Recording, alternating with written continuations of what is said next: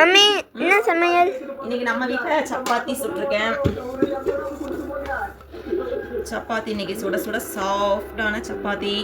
இது வந்து ரேஷன் கடையில் வாங்கின கோதுமையில தான் அரைச்ச சப்பாத்தி. எவ்வளோ சாஃப்டாக இருக்குன்னு பார்த்தீங்கன்னா, இதுக்கு வந்து அதிகமாக ஆயிலும் போட மாட்டேன், வேறு எதுவுமே இது பண்ண மாட்டோம். இது வெறும் கோதுமை மட்டும் தான் அரைச்சதான். கடையில் வந்து எப்பயும் கோதுமை வாங்கி யூஸ் பண்ண மாட்டோம், எப்பயுமே ரேஷன் கடை கோதுமை தான் யூஸ் பண்ணுவேன். எவ்வளோ சாஃப்டாக இருக்குது. இன்னைக்கு வந்து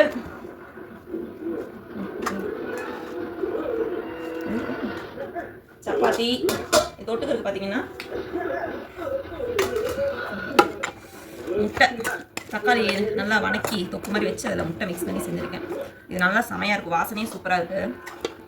இதுதான் இன்றைக்கி வந்து சைடிஸ். இதை வச்சு தான் சப்பாத்திக்கு தொட்டு சாப்பிட போகிறோம். இது வந்து பார்த்தீங்கன்னா மதியானம் வச்ச குழம்பு இருக்குது, புளிக்குழம்பு, கத்திரிக்காய் புளிக்குழம்பு இருக்குது. இது நான் மட்டும் தான் ஊற்றி சாப்பிடணும், வேறு யாரும் சாப்பிட மாட்டாங்க.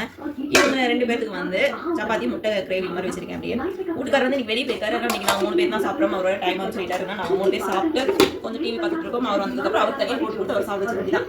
நம்ம திருப்பூர் போய் உங்களுக்கு பிடிக்கணும், லைக் பண்ணிக்கோங்க, ஷேர் பண்ணுங்க, மறக்காம சேனல் சப்ஸ்கிரைப் பண்ணிக்கோங்க. அடுத்த வீடியோ பக்கம்.